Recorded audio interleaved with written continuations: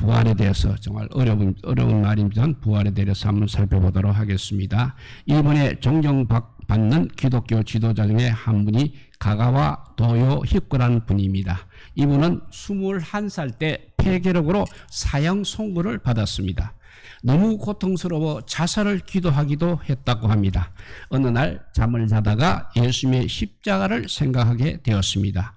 예수님의 십자가는 그냥 실패한 저주의 형틀로 그렇게 생각하고 있었습니다. 그런데 갑자기 놀라운 깨달음이 생겼습니다. 십자가는 그것이 아니라 실패한 저주의 형틀이 아니라 하나님의 사랑의 결정체요, 또 부활의 능력을 일으키는 새 출발의 징표임을 꿈에서 깨닫게 되었습니다. 그래서 그는 죽음의 문턱에서 이렇게 십자가의 참된 의미를 깨닫고 예수님의 부활의 능력을 덧입게 되었습니다. 그래서 다음 날 이대로 그렇게 죽을 수는 없다고 생각하고 이제 짐을 싣고 가난한 빈민굴로 들어가 살았습니다. 빈민굴에서 그래도 각혈을 하면서 어려운 일을 돕는데도 놀랍게도 그는 72세까지 살면서 많은 사랑의 헌신을 했습니다. 그리고 큰 영향력을 미치는 그런 책들도 많이 썼습니다. 그분이 죽음의 문턱에서 이렇게 부활의 능력을 덧입고 새로운 삶을 향해 일어선 경험을 바탕으로 쓴 책이 바로 유명한 사선을 넘어서라는 저서입니다. 오늘도 부활의 능력은 우리에게 임하실 것입니다. 부활의 능력이 우리를 반드시 변화시키실 것입니다. 현실의 저 죽음의 그림자를 우리가 넘어설 수 있도록 생명의 능력을 우리에게 공급해 주실 것입니다. 허무와 절망으로 가득 찬 우리 인생에 새로운 비전을 주실 것입니다. 우리 기독교의 생명은 바로 부활의 영성에 있는 것입니다. 그렇지만 이 부활의 영성이 우리 기독교인들은 현재 많이 결여되어 있는 것이 또한 사실인 것입니다. 부활의 복음이 많이 훼손되어 있기 때문에 그렇습니다. 초대교회는 헬라의 철학의 영향을 받아서 너무나 오랫동안 부활을 선포하지 않고 오히려 불멸하는 영혼을 가르치고 있었습니다. 죽음 이에 몸이 없는 헐거벗은 영혼이 어디선가 살게 된다는 그 교리는 초대교회의 사도들이 거부했던 헬라의 철학 상상일 뿐입니다. 그런데 유감스럽게도 영혼 불멸 사상이 죽은 자에 대한 정통신학으로 오히려 교회 내에서 자리를 잡고 있는 것입니다. 그렇지만 초대교회의 신앙, 성도들의 신앙은 언제나 부활 신앙입니다. 그들은 화양을 당하고 목이 잘리는 순간에도 영혼 불멸 그런 신앙을 믿은 것은 아닙니다. 그분들은 하느님 나라에서 부활할 것임을 전했습니다. 그리고 다시 살아서 그들을 죽인 자 앞에서 반드시 나타날 것임을 담대히 말했습니다. 로마에 가면 저 유명한 카타콤이라는 순례지가 있습니다. 초대교회 교인들이 박해를 피해서 지하 공동묘지에서 신앙을 지키며 예배를 드리며 살았던 곳입니다. 한 번은 이곳에 로마 군인들이 들이닥쳤습니다. 워낙 미로여서 입구에 있던 몇 사람만 잡혀갔습니다. 로마가 카타콤에 있던 사람들께 경고를 한다고 카타콤 입구에 이 잡아간 사람들 몇 사람을 십자가에 매달았습니다. 그리고 깊은 밤이 되었습니다. 이제 다 돌아간 뒤에, 군인들이 다 돌아간 뒤에 어린 자녀들이 믿음의 형제들의 도움을 받아서 자기 부모들이 달려있는 십자가 밑으로 다가섰습니다. 십자가에 달려있는 어머니와 아버지가 아이들에게 이렇게 말했다고 합니다. 얘들아, 예수 믿는 것은 참으로 영광스러운 일이란다. 너희들은 무슨 일이 있어도 믿음을 버리지 말라. 주님이 사망 권세를 깨뜨리시고 부활하신 것처럼 우리도 반드시 부활할 것이다. 아이들아, 잠시 뒤에 저 하늘의 나라에서 다시 만나자고 했습니다. 초대교회 순교 역사에 나오는 이야기인 것입니다. 십자가 밑에서 부모님의 유언을 들은 아이들은 부모님을 뒤따라 죽기까지 믿음을 지켜갔습니다. 왜냐하면 부활의 영성 때문인 것입니다. 이렇게 해서 그 모진 박해에도 기독교는 오히려 로마를 점령해 나갈 수 있었던 것입니다. 영생의 보증을 받고 사는 사람들 그들께 더 이상 죽음이라는 것은 두려운 존재가 아니라는 것입니다. 죽음을 겁내지 않는 사람들에게 아무리 실패가 다가오고 그 앞에 험산 중력이 가로막혀 있다 해도 절대 좌절하지 않는 것입니다. 절망하지 않는 것입니다. 오뚜기처럼 다시 일어서는 것입니다. 다시 시도합니다. 다시 시작합니다. 그래서 끝내 이깁니다. 끝내는 이루어내는 것입니다. 부활하신 주님을 만난 사람은 모두가 이렇게 삶을 살아가고 있는 것입니다. 초대교회 사도들의 가르침의 핵심이 바로 부활이었습니다. 사도들은 이미 헬라의 철학자들이 가르치고 있었던 영혼의 불멸을 전하기 위해서 일생을 바치지는 않았습니다. 그들의 메시지의 핵심은 예수 그리스도께서 죽은 자들 가운데서 부활하셨다. 그리고 그를 믿는 우리들도 부활할 것이다. 이것이 바로 초대교회의 사도들의 선포요 가르침의 내용이었습니다. 그러니까 그들에게 사도신경은 영혼의 불멸을 믿는다고 고백하지 않고 몸의 부활을 믿는다고 고백하고 있습니다. 몸의 부활을 가르친 사도들의 가르침은 초대교회가 정통신앙으로 이어받았습니다. 그리고 초대교회는 참된 신앙의 핵심인 이 몸의 부활을 믿는 것과는 일치하였습니다. 이것이 바로 부활신앙이며 부활의 영성이기 때문인 것입니다. 성경의 다른 기록에 다른 기록이 있는데 그것이 고린도에 보낸 셋째 편지가 있습니다. 거기서 무슨 말씀을 하느냐면 몸에 부활이 없다고 주장하는 자들에게는 부활이 없을 것이다. 왜냐하면 그들은 몸의 부활을 믿지 않기 때문이라고 기록이 되어 있습니다. 그 편지에 의하면 몸의 부활을 믿지 않는 사람들은 저주받은 뱀의 신앙을 갖고 있는 자들로 진노의 자녀들이라고 했습니다. 부활한 몸의 상태에 대해서는 사도 바울이 고린도전서에서 잘 말해주고 있습니다. 고린도전서 15장 42절에서 44절을 읽어봅니다. 죽은 자의 부활도 그와 같으니 썩을 것으로 신고 썩지 아니할 것으로 다시 살아나며 욕된 것으로 신고 영광스러운 것으로 다시 살아나며 육의 몸으로 신고 신령한 몸으로 다시 살아나느니 육의 몸이 있은즉 영의 몸도 있느니라 했습니다. 바울의 이 가르침에서 우리가 유념해야 하는 것은 바울은 결코 육체와 영혼을 대비시키지 않고 있다는 점입니다. 바울은 육체로 죽고 영혼으로 다시 산다고 그렇게 언급하지 않았습니다. 육의 몸으로 죽고 영의 몸으로 다시 산다고 가르치고 있습니다. 이 영의 몸은 썩지 아니할 몸이며 영광스러운 몸인 것입니다. 이 육의 몸과 영의 몸 사이의 관계에 대해서 바울은 고린도전서 15장 35절에서 37절에 이렇게 언급하고 있습니다. 누가 묻기를 죽은 자들이 어떻게 다시 살아나며 어떠한 몸으로 오느냐 하리니 어리석은 자여 너가 뿌리는 씨가 죽지 않으면 살아나지 못하겠고 또 너가 뿌리는 것은 장대의 형체를 뿌리는 것이 아니요 다만 일이나 다른 것의 알맹이 뿐이로되 하나님이 그 뜻대로 그에게 형체를 주시되 각종 자에게 그 형체를 주시니라 했습니다. 바울에 의하면 씨앗이 죽고 거기에서 새 형체가 나오는 것처럼 우리의 육의 몸이 사라지게 되면 하나님에 의해서 새로운 형체의 영의 몸이 우리가 있게 된다. 그런데 그것이 영의 몸이고 바로 부활의 몸이다고 했습니다. 이 씨앗과 거기에서 나오는 새로운 몸 사이의 비유는 초대교회의 부활체를 언급할 때 표준적으로 생각했던 중요한 비유인 것입니다. 그러면 이 몸의 부활은 언제 일어나는 것입니까? 일반적으로 알고 또 믿고 있는 것은 역사의 마지막 날, 즉 예수 그리스도께서 재림하실 때입니다. 예수 그리스도 재림 때 죽은 자의 부활이 일어난다는 것은 물론 성경적인 뒷받침을 받고 있는 것입니다. 데살로니가전서 4장 16절에서 17절 말씀입니다. 주께서 호령과 천사장의 소리와 하나님의 나팔 소리로 친히 하늘로부터 강림하시리니 그리스도 안에서 죽은 자들이 먼저 일어나고 그 후에 우리 살아남은 자들도 그들과 함께 구름 속으로 끌려 올려 공중에서 주를 영접하게 하시리니 했습니다.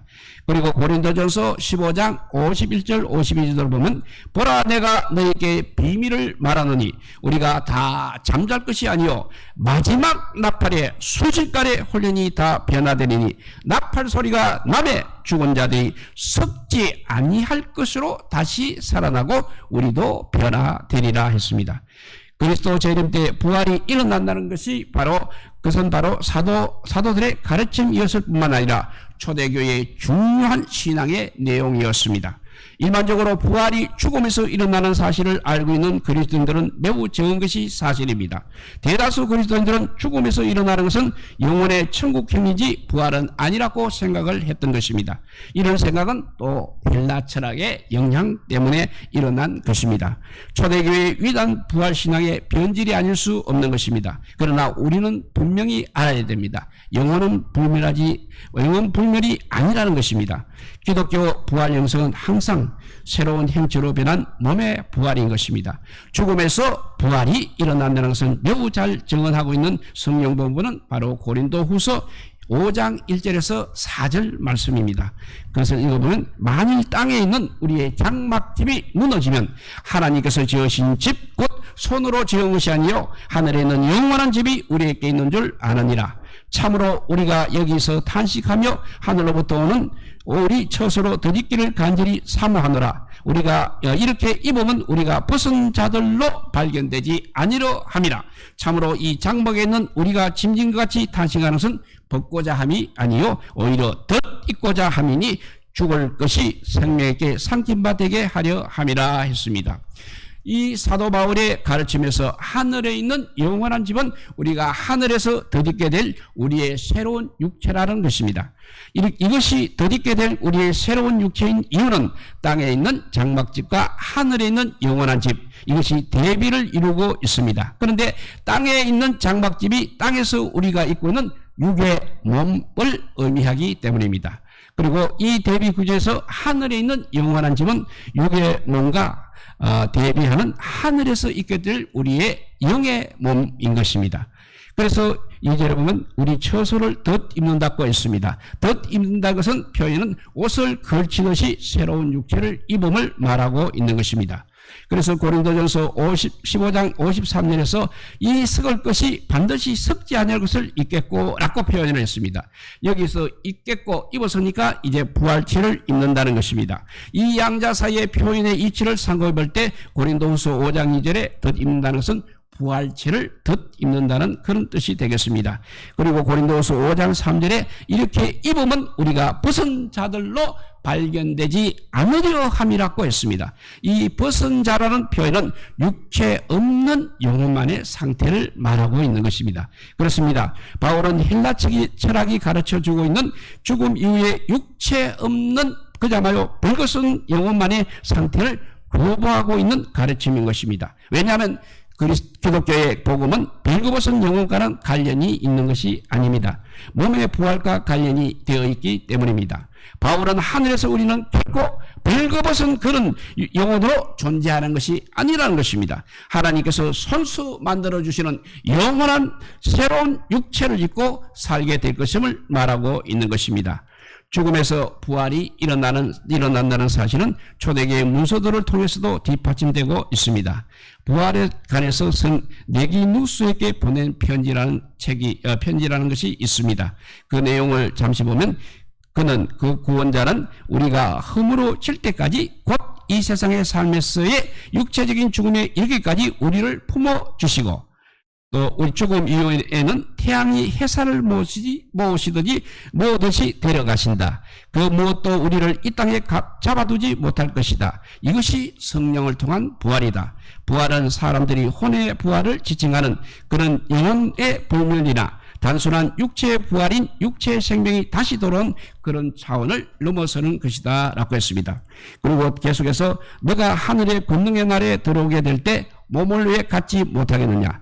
곧 지상의 몸보다 더 훌륭한 몸을 가진다고 했습니다. 그리고 계속해서 그러므로 사랑하는 네기누스야 부활에 대해서 조금 더 의심하지 말라고 했습니다. 초대교회 문서들 가운데 이렇게 부활에 대해서 매우 자세하게 또 체계적으로 가르치고 있는 이 네기누스에게 보낸 편지의 저자는 하늘나라에 존재하는 성도들의 상태를 부활의 상태로 언급하면서 부활에 대해서는 조금 더 의심하지 말 것을 권면하고 있는 것입니다. 그리고 알려지지 않는 베르린 복음서라는 것이 있습니다. 거기에 중요한 내용을 살펴보면 우리는 주와 함께 사두에 있었다. 우리 역시 성령에 의해 변화된 몸이 되었다. 우리는 우리의 눈으로 사방을 둘러보았다. 전체 하늘이 우리의 눈앞에 나타났다. 우리는 하늘에 도달했다라고 했습니다.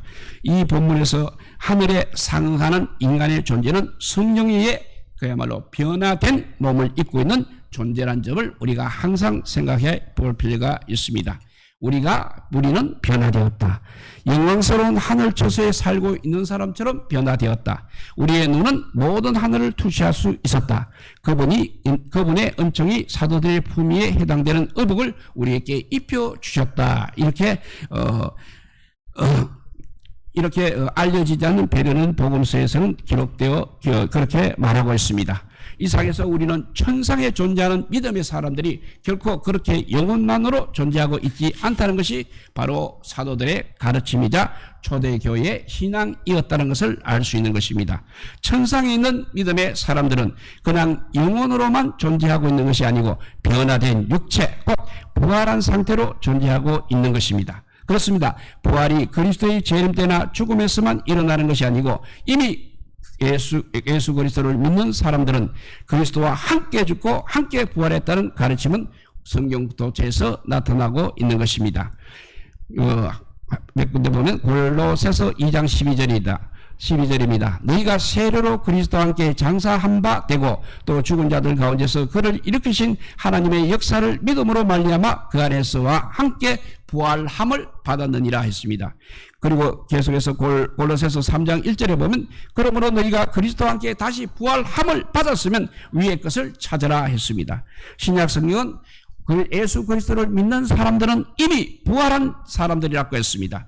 그리고 부활의 생명이 지배하는 사람이기 때문에 더 이상 죽음이 있을 수 없는 것이고 또 부활의 생명이 계속되고 있다는 것을 강조하고 있습니다. 이와 같은 강조를 가장 극명하게 표현하고 있는 성경 본문 바로 요한복음에서 예수님께서 죽은 나사로를 살리시는 장면입니다. 그 중에 요한복음 11장 25절 26절을 읽어보면 나는 부활이요 생명이니 나를 믿는 자는 죽어도 살겠고 무릇 살아서 나를 믿는 자는 영원히 죽지 아니하리니 했습니다. 예수님께서 마르다에게 한 이 말은 마르다가 그 앞에서 뭐라고 말하냐면 마지막 날에는 다시 살 줄을 내가 아나이다 라고 한 이 마르다의 말을 수정한 말씀이라는 것을 우리가 유념해야 합니다. 마르다가 말한 마지막 날의 부활, 이것이 바로 유대의 묵시학적 세계관의 토대를 두고 있는 믿음으로 부활은 역사의 마지막 날에만 있다고 그렇게 믿는 믿음인 것입니다. 그런데 예수님께서는 이 마르다의 생각을 조금 수정하고 있습니다.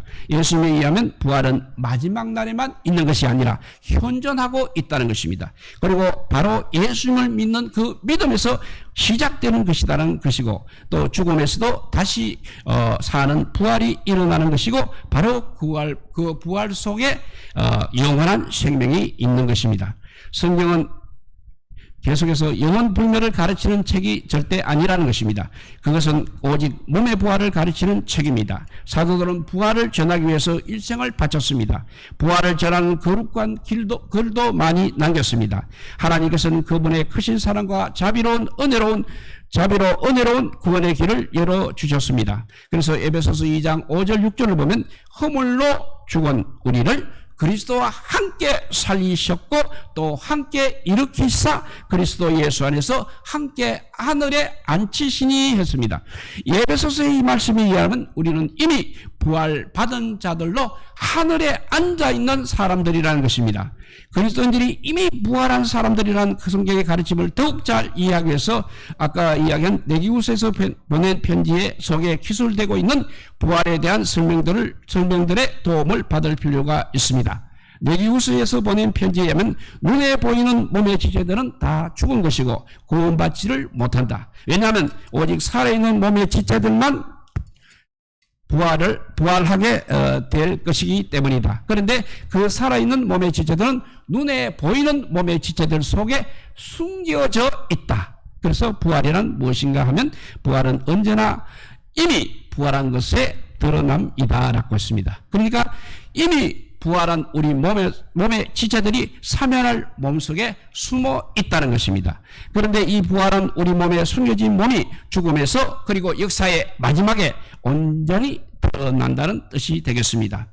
그래서 계속해서 네게우서에게 보낸 편지에 의하면 너는 이미 부활했다고 분명히 기록하고 있습니다. 예수님을 그리스도로 믿는 성도는 이미 다 부활한 생명입니다. 그래서 주님께서 말씀하셨습니다. 나를 믿는 자는 죽어도 살겠고 살아서 믿는 자는 영원히 죽지 아니하리라 하셨습니다. 살아서 믿는 자는 부활의 생명이 바로 그 속에 있기 때문에 영원히 죽지 않는 부활이 역사하는 것입니다. 그러므로 죽어도 사는 부활인 것입니다. 그렇습니다. 그리스도의 교회는 부활의 영성으로 죽음을 이긴 자들인 것입니다. 그리고 영의 몸을 이미 가진 자들이 되었습니다. 이 부활의 영성은 그리스도를 믿는 믿음에서 시작이 됩니다. 죽음에서 그 모습이 이제 구체적으로 드러난다는 것입니다. 그리고 그리스도의 재림의 날 우주적 차원의 부활이 지상에 영광스럽게 전개될 것이라는 것입니다. 기독교의 부활의 영성은 몸이 없는 그냥 영혼 불멸의 헬라 철학이 아니라는 것입니다. 오직 영광스러운 몸의 부활인 것입니다. 그 몸은 영원히 사는 영의 몸인 것입니다. 바른 부활의 영성으로 사선을 넘어서서 그리스도로 말미암아 항상 부활된 성도들이 다 되시기를 우리 주님의 이름으로 축복드립니다. 기도하겠습니다. 사랑의 하나님 감사합니다. 이 놀라운 사실을 오늘 우리에게 알려주니 감사합니다. 그냥 아버지를 죽어서 부활하는 것이 아니라 이미 믿는 자들은 부활한 몸으로 살아가 있는데 그 몸이 이 죽어야 할 몸에